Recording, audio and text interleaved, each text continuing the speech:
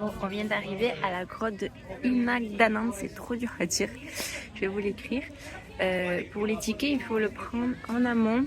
Là, c'est l'accueil, mais ils nous ont dit d'aller chercher les tickets là-bas. Donc, j'ai gardé les affaires, le casque et tout, et je viens d'aller chercher les tickets. Je vous dirai combien c'est. Pour se garer, on a regardé dans les commentaires, il y avait quelqu'un qui a expliqué qu'il fallait pas se garer au parking juste avant, à droite, mais celui un petit peu avant d'arriver, parce que c'était gratuit, alors que celui à quelques mètres après était payant. Voilà. Bon, ça y est, je viens acheter les tickets. Donc c'est 50 si vous voulez juste visiter la grotte et 75 par personne en plus si vous voulez vous baigner. Voilà, du coup on a pris 2 tickets grotte plus baignade. Donc ça fait 250 pour 2 personnes. Et voici la grotte. Il y a du monde. On peut pas avancer parce qu'il y a la queue.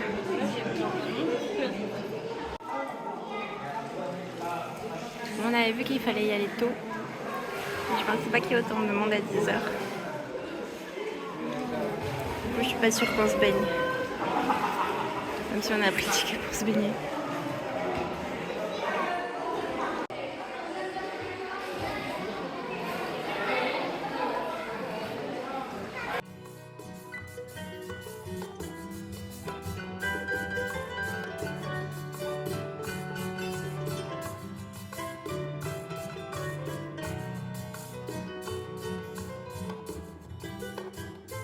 Bon, ben, on est ressorti à peu près aussi vite qu'on est rentré. C'est une petite grotte, mais le problème c'est qu'il y avait beaucoup de monde. S'il y avait personne, on aurait pu en profiter, se baigner, etc. Mais il y avait beaucoup de monde et pas beaucoup d'espace aussi sur le côté là pour regarder, pour s'installer, etc. Donc finalement, on s'est pas du tout baigné. Si vous venez ici, allez-y tôt, ou alors ça vaut peut-être pas forcément le coup de prendre le ticket baignade.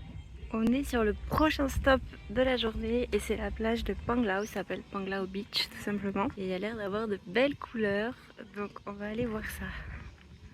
C'est beau! Et voici la plage de Panglao Beach. Le souci c'est qu'il y a une partie qui est privée. Je vais vous montrer, je pense que vous allez deviner quelle partie est privée. Du coup c'est cette partie qui est privée, là les deux messieurs qui sont assis là nous ont dit qu'on n'avait pas le droit, donc je pense qu'ils ont dû nettoyer en fait les algues pour pouvoir se baigner parce que là c'est rempli d'algues. Bon après ça reste très joli mais par contre je suis pas sûre qu'on se baigne parce que c'est quand même envahi d'algues là même au bord. Mais c'est très joli avec les bateaux là, philippins.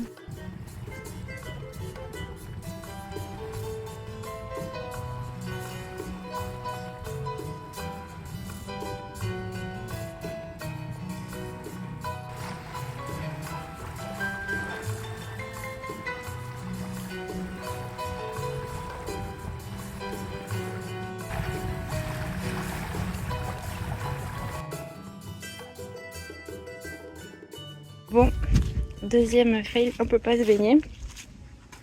C'est très joli, mais le problème c'est que c'est envahi d'algues. Donc soit les plages sont nettoyées et c'est privé, on peut pas y aller, soit c'est envahi d'algues.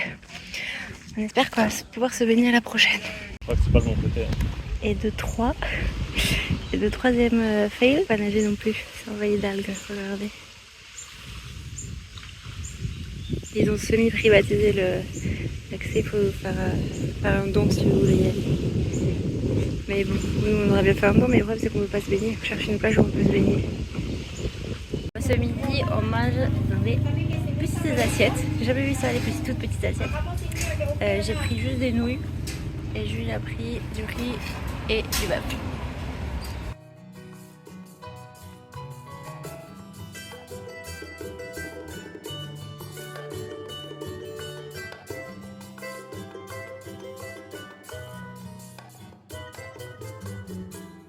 Ok guys, je crois qu'on a trouvé le paradis. Regardez comme c'est beau.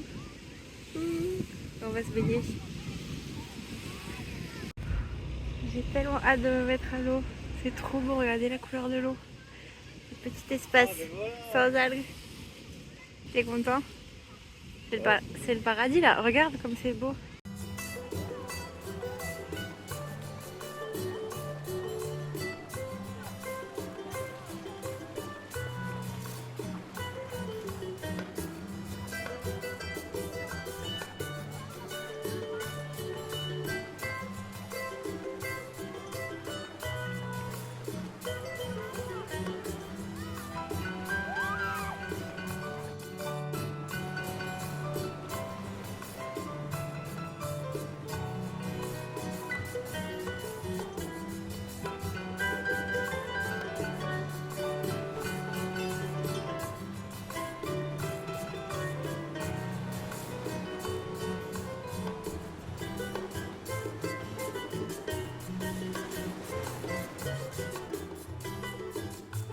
Regardez l'étoile de mer. Là, ouais, on la voit bien. Trop jolie. Et elle est où la deuxième? C'est la feuille qui s'est mise dessus. Là. Vous voyez?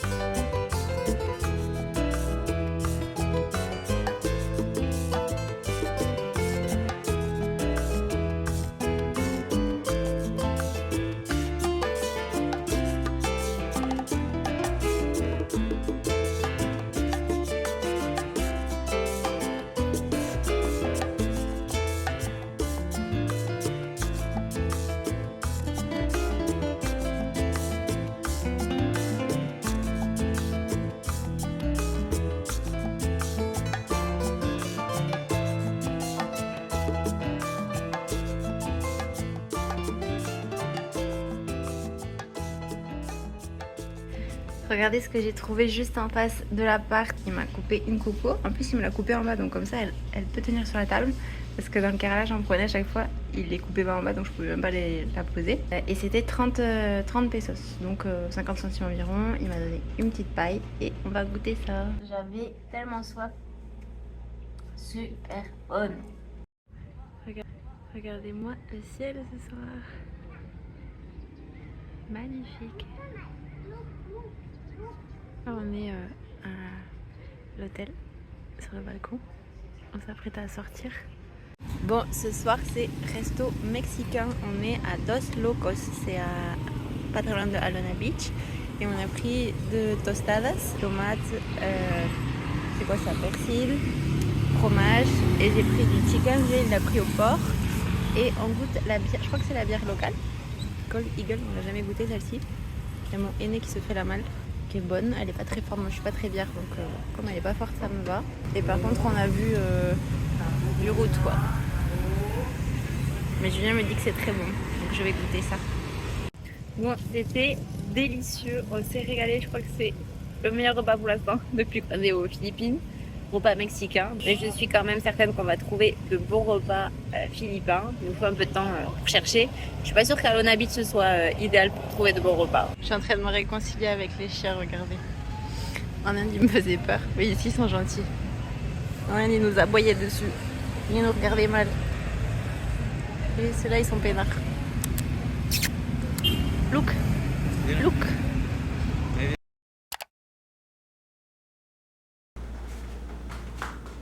Aujourd'hui c'est dimanche, deuxième jour de visite à Panglao/Bohol. Mais là du coup on va aller sur, on va dire, l'île principale de Bohol. On va aller voir les petits tarsiers, j'ai trop hâte. Si vous savez pas ce que c'est, vous allez voir dans les prochaines images. Des petits primates trop mignons. Et ensuite on va aller voir une cascade dans le coin aussi qu'on a repéré. Donc voilà, je vous amène avec nous.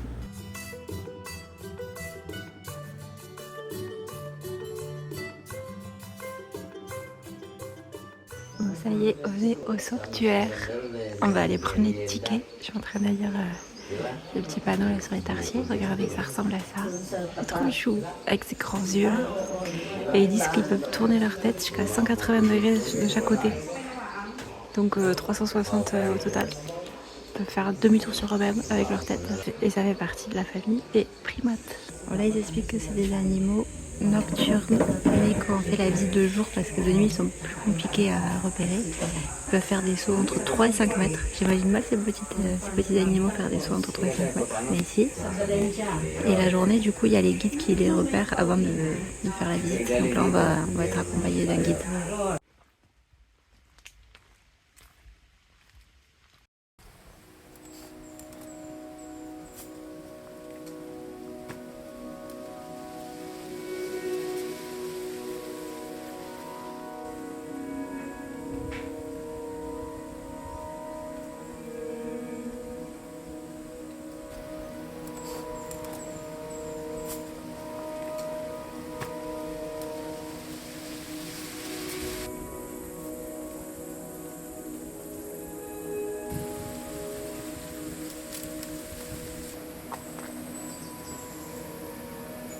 On s'est arrêté au resto qui est pas très loin du sanctuaire de Tarsier. Ça s'appelle Nick Restaurant. Et on a pris un petit sandwich. Regardez la vue sur la jungle.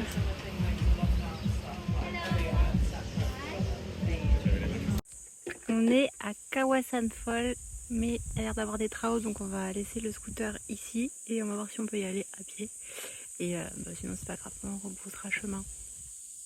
En fait l'endroit est fermé, donc il n'y a plus rien qui est en fonction. Mais apparemment on peut quand même accéder à la cascade. Le seul truc c'est que je sais pas s'il va y avoir beaucoup d'eau parce qu'on est en saison sèche.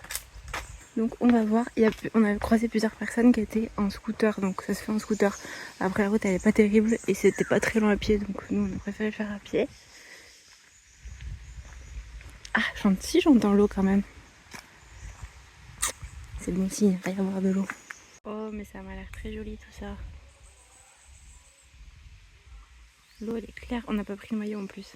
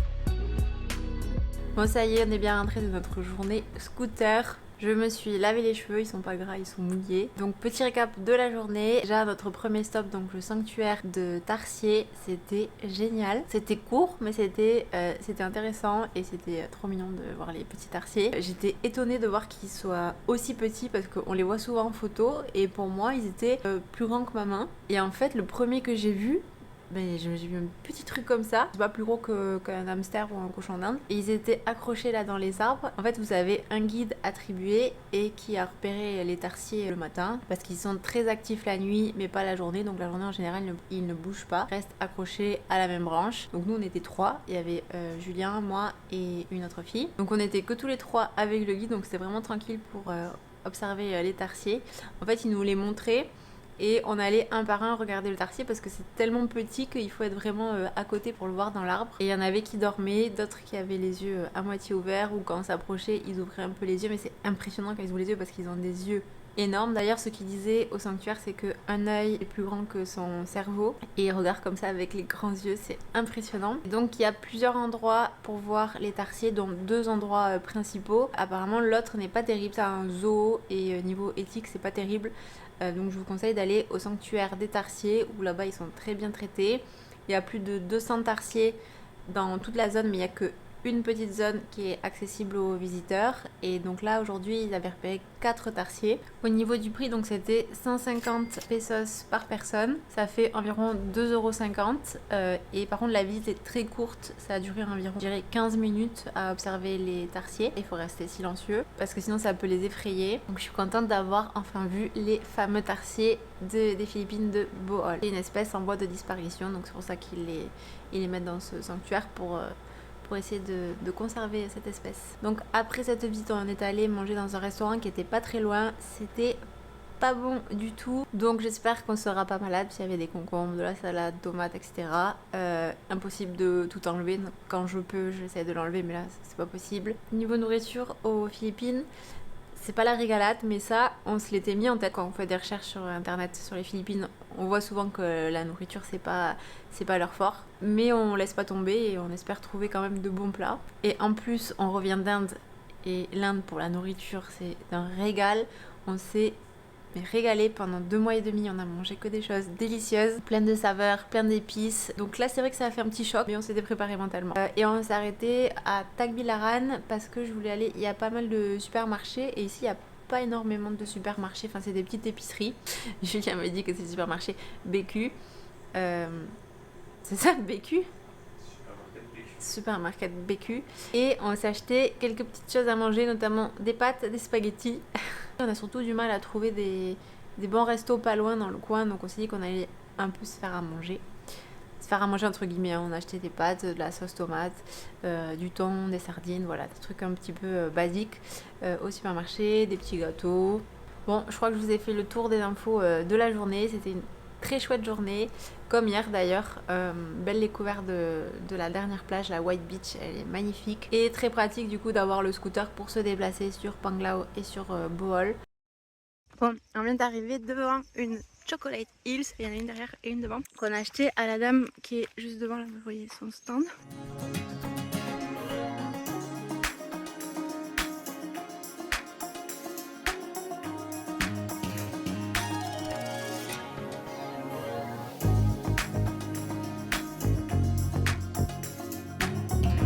Extension de visa de 29 jours, c'est fait, ça nous a coûté